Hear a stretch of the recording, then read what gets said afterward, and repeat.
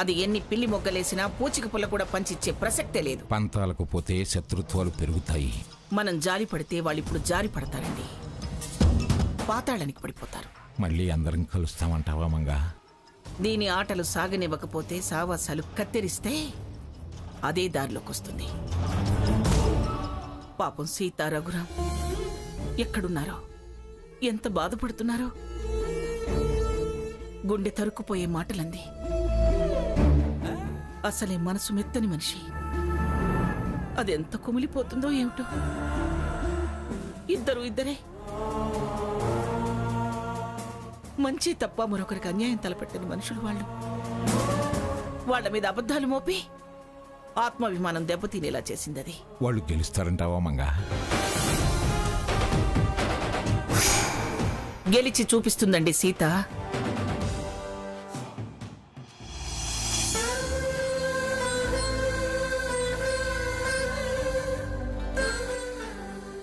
వెలుగు రేఖ కోసం అన్వేషణ ప్రారంభించావా రఘు? ఘర్షణలోంచి నిప్పు, అందులోంచే వెలుగు. ఇంకా ఎంతసేపు అని ఇలా ఆలోచిస్తూ నిలబడతాం? పద. సీత, ఇక్కడే కూర్చుందాం. ఇక్కడ చలిగా ఉందిగా. బాధ గుండెలకు ఎగదన్నుతుంటే శ్వాస వేడిగా వస్తుంది, చలి అనిపించడం లేదు. సరే పద, లోపల కూర్చుందాం.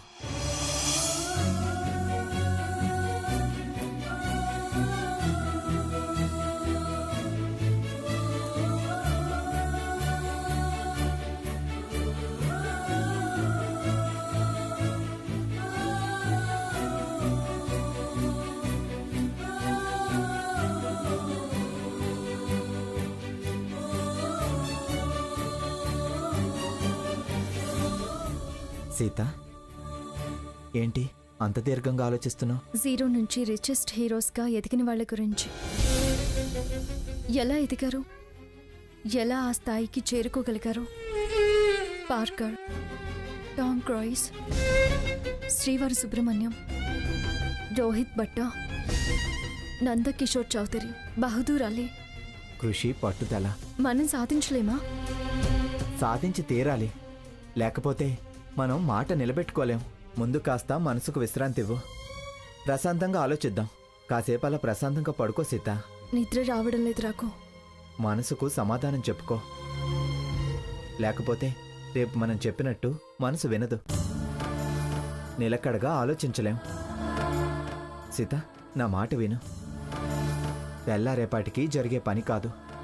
నాకు నువ్వు, నీకు నేను ఉన్నా. దేన్నైనా జయించగలం. నా మాట విను, పడుకో. పడుకో సీత.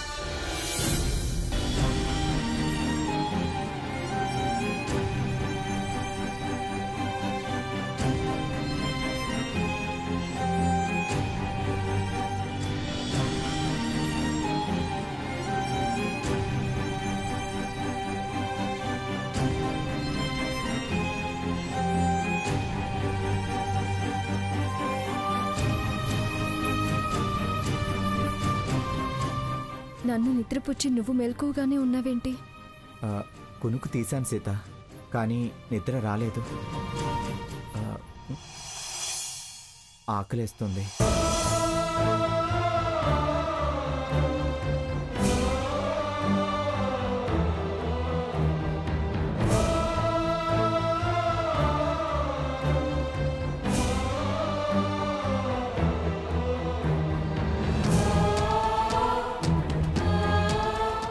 అయ్యో, ఇప్పుడెలా? మధ్యాహ్నం పంతులు గారు పలహారం పట్టుకొస్తే మనసు బాగోలేక వద్దు అన్నాము. నిజంగా అప్పుడు తినాలనిపించలేదు, ఎందుకో ఆకలిగా ఉంది. కాసిని మంచినీళ్ళు తాకి సర్దుకోవడం తప్ప ఇప్పుడు మనం చేయగలిగిందేమీ లేదు రఘు.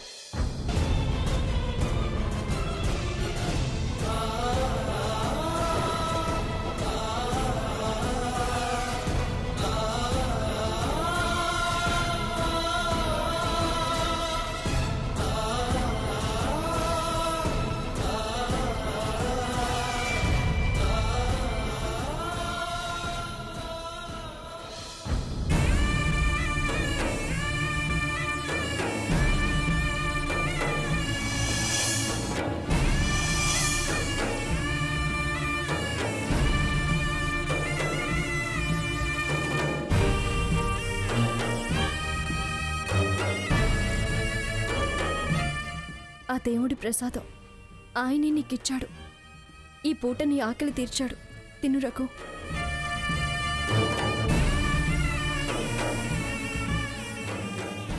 మరి నువ్వు తినవా సీత?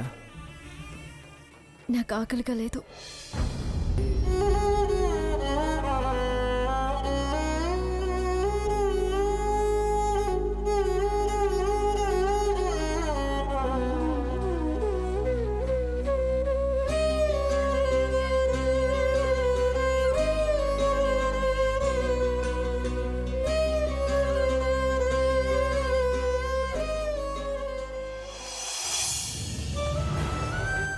గుళ్ళో అబద్ధాలు ఆడకూడదు.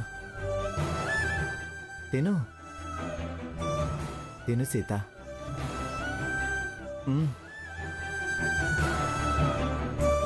తిను.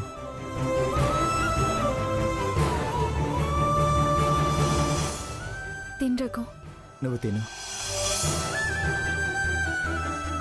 నువ్వు తిను రఘు. క్షణం క్షణం ప్రతి క్షణం పూరీధనం పచ్చందనం నిజం నిజం నిరంతరం మీరే కదా ఆరోపణం మీ బాధలే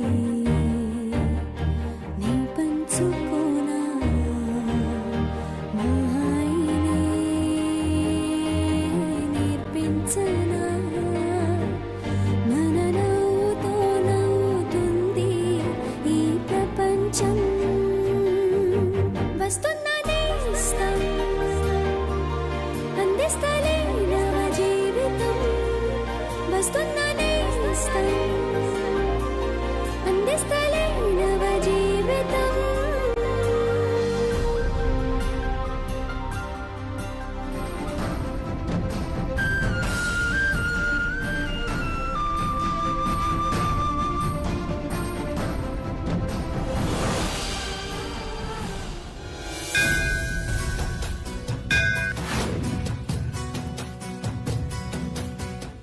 పంతులు గారు, ఏమిటమ్మా? నేను ఆ దేవుడికి సేవ చేసుకుంటాను. మీకు సాయంగా ఏమైనా చేయమంటారా? ఆ పూలు పత్రి తీసి శుభ్రం చేయమంటారా? భావన మంచిదే కానీ దైవకార్యం కదమ్మా. అవి శుభ్రం చేయాలంటే మనం శుచి శుభ్రత పాటించాలి, వస్త్రాలు మార్చుకోవాలి. కట్టుబట్టలతో వచ్చేసాము. సరేలేండి, రేపటికల్లా ఏర్పాటు చేసుకుంటాను. దైవకార్యం చేయాలన్న సంకల్పం మంచిదే. దేవుడు నాకు ఆలోచన కలిగించాడు. ఏంటండి అది? దేవుడి కళ్యాణం జరిపించారు. కళ్యాణమూర్తులు ఇంట్లోకొచ్చుంటే మీకు ఆశీర్వచనంతో పాటు శేషవస్త్రాలు సమర్పించేవాణ్ణి. కానీ ఆ మూర్తులు ఇక్కడికే ఎందుకొచ్చారో నాకు ఇప్పుడు అర్థమైందమ్మా. మీరిక్కడికి వస్తారని స్వామివారికి తెలుసమ్మా. అవి ఈ సన్నిధిలోనే మీకు అందాలని ఆయనే నిర్ణయించారు. గొప్ప అదృష్టవంతులమ్మా మీరు.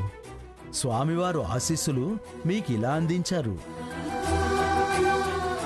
ఇప్పుడే వస్తాను, ఉండండి.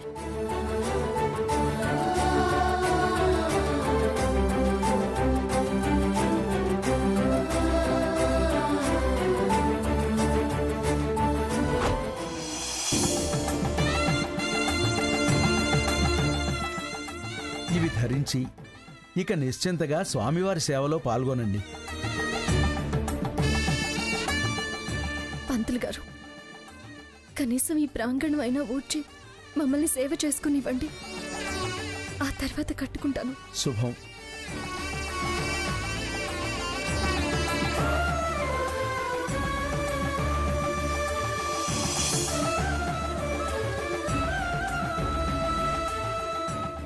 సీత, ఉచిత భోజనం, వస్త్రం, వసతి గృహం అని స్వర్ణ అంది, కానీ దేవుడు తానే స్వయంగా మనకు అన్నీ అందిస్తున్నాడు. నాకు ఆయన తప్పకుండా మంచి చేస్తాడు అనిపిస్తుంది. తప్పకుండా మేలు చేస్తాడు. నువ్వు రెడీ అయ్యిరా, నేను ఈ లోపు ఇక్కడంతా శుభ్రం చేసి వస్తాను. సరే సీత.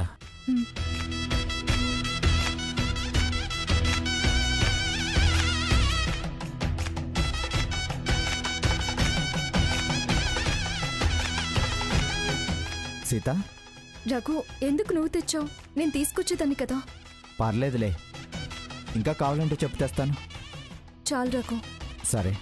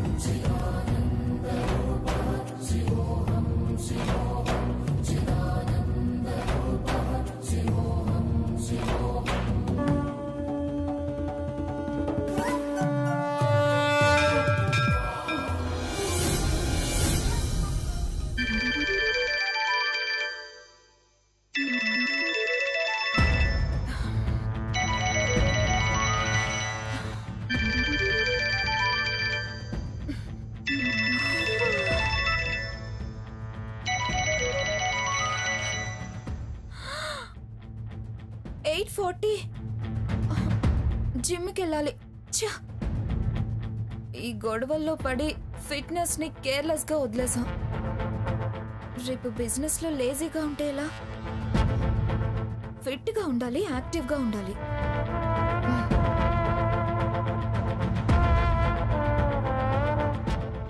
లక్ష్మి, లక్ష్మి, వస్తున్నా అత్తయ్య గారు. అత్తయ్య గారు, కాఫీ తీసుకోండి. నేను కాఫీ కోసం పిలవలేదు లక్ష్మి. నిన్న ఇంట్లోకి రావాల్సిన కళ్యాణమూర్తుల్ని అశుభం జరగడం వల్ల గుమ్మం బయట నుంచే వెనక్కి పంపించాల్సి వచ్చింది. కళ్యాణం చేసిన వాళ్ళు బయట నుంచే వెళ్ళిపోయారు. కనీసం శేషవస్త్రాలైనా తీసుకొని నువ్వు నేనైనా కట్టుకొని ఇంత పొంగలి చేసి ఇంట్లో దేవుళ్ళకి నైవేద్యం పెడితేనన్నా ఆ కళ్యాణ ఫలితం దక్కుతుంది. అలా చేస్తే స్వామివారి ఆశీస్సులు దక్కి అష్టైశ్వర్యాలు, అభివృద్ధి, తలచిన కార్యాలు నిర్విఘ్నంగా సాగుతాయంటారు. నువ్వు కూడా రా, వెళదాం. నిన్న గొడవకు సాహు వాళ్ళు హడలిపోయి ఉంటారు. మాతో బిజినెస్ క్యాన్సిల్ అంటారేమో. ఆ శేష వస్త్రాలు నేనే తెచ్చుకొని పొంగలి నైవేద్యం పెట్టాలి. పీటల మించి లేపారుగా, కనీసం ఆ శేష వస్త్రాలైనా కట్టుకొని ఆ పొంగలేదో నన్ను నైవేద్యం పెట్టనివ్వండి. పుణ్యాలన్నీ వాళ్లే మూట కట్టుకునేలా చేశారు. ఇప్పుడు ఈ పుణ్యం మీరు మూట కట్టుకోవాలని చూస్తున్నారా? ఆ వస్త్రాలేవో నేనే తీసుకొచ్చి కట్టుకుంటాను. ఇదేనే నీ దగ్గర ఉన్న కొసెర్రి. తమరికి ఇలాంటివి నచ్చవని మేమే వెళదాం అనుకున్నాం. నన్ను అడిగారా? నేను రానన్నానా? నీ తత్వం తెలుసు కాబట్టే రానంటావేమో అనుకున్నాం. అనుకుంటారండి, అన్ని మీకు మీరే అనుకుంటారు. నన్ను బాధ్యురాల్ని చేస్తారు. ఇప్పుడెందుకే వాదన? నువ్వు వస్తానంటావు అంతేగా? సరే రా, పద వెళదాం. లక్ష్మి, నువ్వు కూడా రా. అలాగే అత్తయ్య గారు.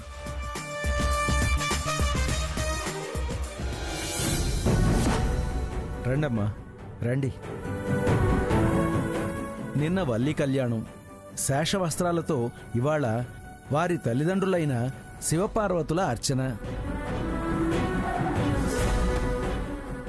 ఇలాంటి అదృష్టం అందరికీ దక్కదమ్మా. రండి, ముందు శివార్చన, ఆ తర్వాత అమ్మవారికి కుంకుమార్చన జరిపిద్దాం.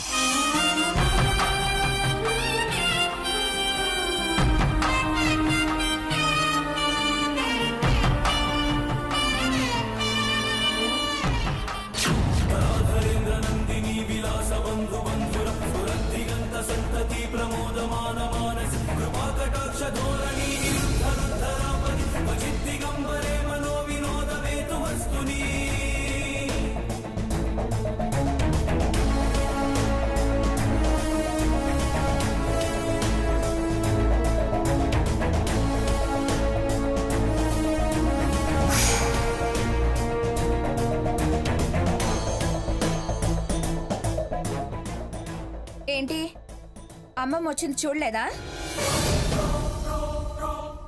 పూజ చేస్తున్నారుగా. చేయిస్తే పెద్దవాళ్ళు వస్తే పలకరించద్దా? పంతులు గారు, పంతులు గారు,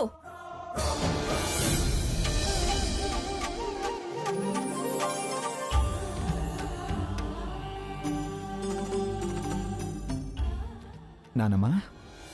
అమ్మమ్మ గారు. సీత, నిన్నట్నుంచి ఎక్కడున్నారమ్మా? ఎలా ఉన్నారు? ఒక్క పూటకి అంత విచారం వివరం అడగాల్సిన పనిలేదు.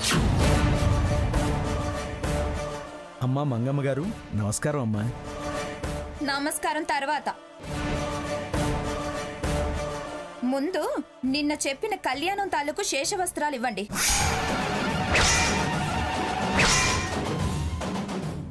వాటి కోసమే వచ్చాం.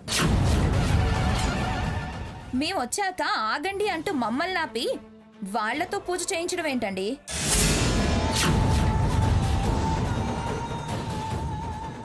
ఎవరేంటో మీకు తెలీదా? మా ముందు వాళ్ళంతా.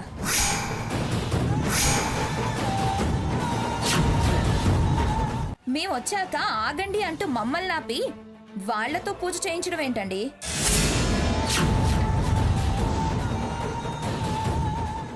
ఎవరేంటో మీకు తెలీదా? మా ముందు వాళ్ళంతా.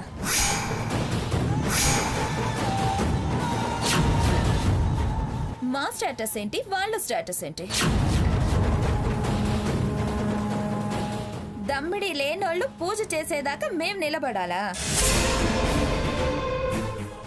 దేవుడికి భక్తి ప్రధానం అమ్మా. ఆయన సన్నిధిలో పేద గొప్ప అనే భేదాలు ఉండవు.